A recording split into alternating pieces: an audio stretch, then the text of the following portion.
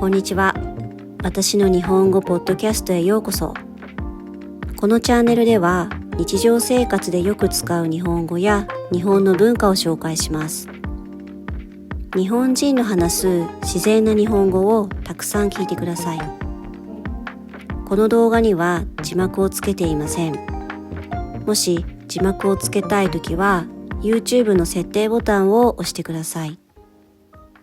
今回の話題は梅干しです。皆さんは梅干しを知っていますか？食べたことがありますか？梅干しは日本で一般的な食べ物です。梅干しは日本人なら誰でも知っている食べ物です。梅干しはどんな味がするか知っていますか？梅干しはとても酸っぱくてしょっぱいです。梅干しはそのまま食べたり、おにぎりに使われることが多いです。もちろん他の料理にも使うこともあります。日本では梅干しが好きな人の方が多いと思いますが、嫌いな人もいます。例えば、私の妹は梅干しが大嫌いです。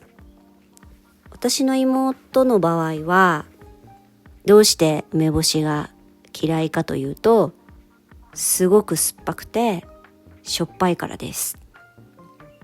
私はテレビや YouTube で海外の方が梅干しを食べるのを見たことがあります。皆さん、初めて梅干しを食べていました。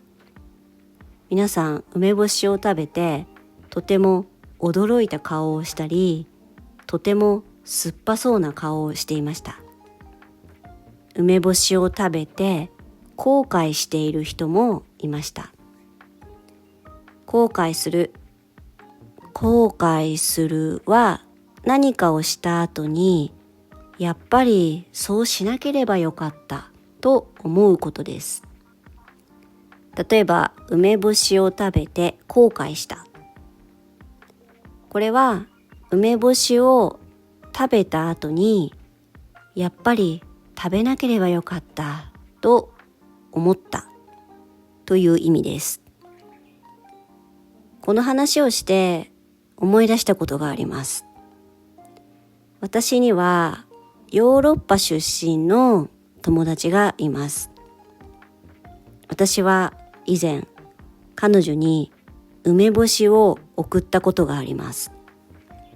ちなみにその梅干しは私が作った梅干しです。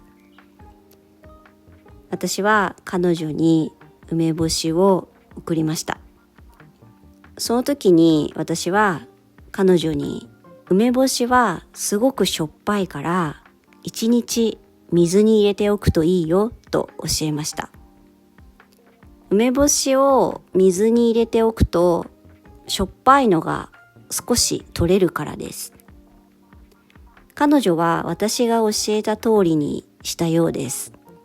でもしょっぱくて食べられなかったそうです。彼女の旦那さんは夫のことです。彼女の旦那さんはそのまま梅干しを食べたそうです。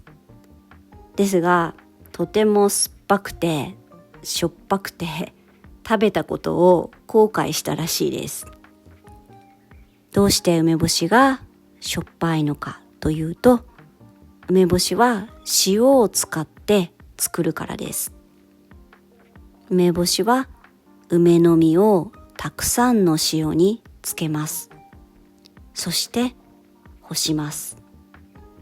つけるは食材を塩、味噌、だし、砂糖や酒などに長い間入れておくという意味です。干すという言葉を覚えていますか？前回の動画で説明しました。干すは物を風、光、火で乾かすという意味です。梅干しは梅の実をたくさんの塩につけます。そうするとだんだんと梅の実の中から水が出てきます。こんな感じになります。ちなみに日本人は梅の実のことを梅と短い言葉で呼ぶので、ここからは梅と言います。こうやって1ヶ月くらい梅を水の中に入れたままにします。そして夏の晴れた日に梅をざるに並べます。そして外に干します。梅を太陽の光で乾かします。ちなみに梅干しは6月中旬から7月上旬に作り始めます。中旬は1ヶ月の真ん中あたりの時期のことです。上旬は1ヶ月の最初の方の時期という意味です。梅干しは6月の中旬から7月の上旬に作り始めます。この時期は梅雨で雨が多いので梅を干すことができません。ですから梅雨が明けて夏が来たら梅を干します。なので1ヶ月くらい梅を水の中に入れたままにします。梅は外に干して太陽の光で乾かすのが大切です。日本では梅干しは簡単に買えますが、私のように梅干しを自分で作る人もいます。私は梅干しを毎年作っています。梅干しは腐らずに長い間保存することができます。保存するはある状態があって、それをそのままの状態で守るという意味です。つまり梅干しは腐らないです。ずっと食べられます。1年後も食べられます。2年後も食べられます。世の中には100年くらい腐らないで食べられる梅干しがあると聞いたことがあります。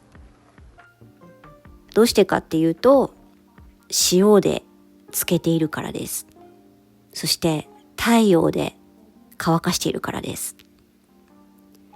大昔の日本では梅干しを薬として使っていたそうです。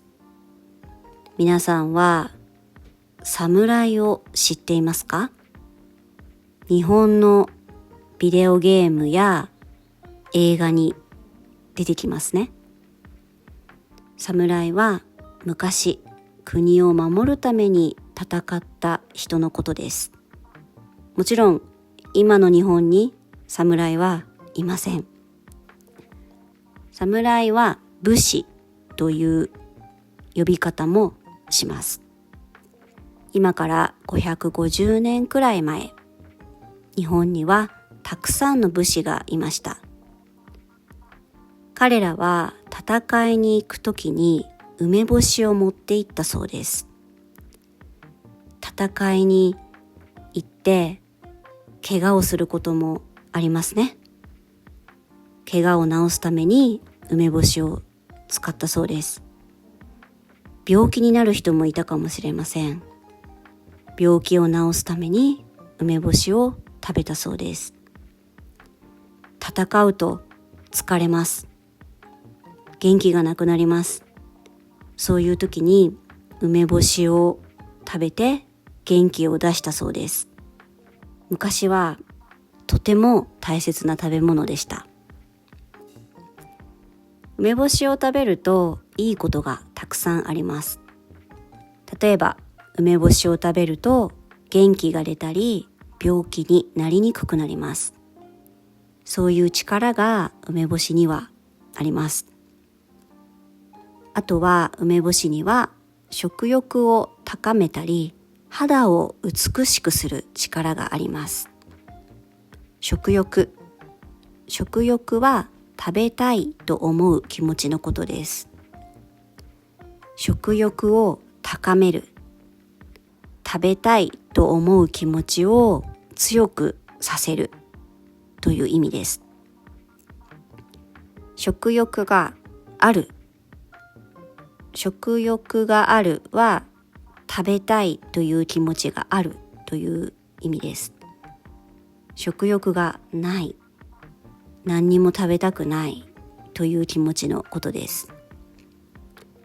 食欲がある、食欲がない、食欲を高める。これは日常会話でよく使います。話を戻します。梅干しには抗菌作用もあります。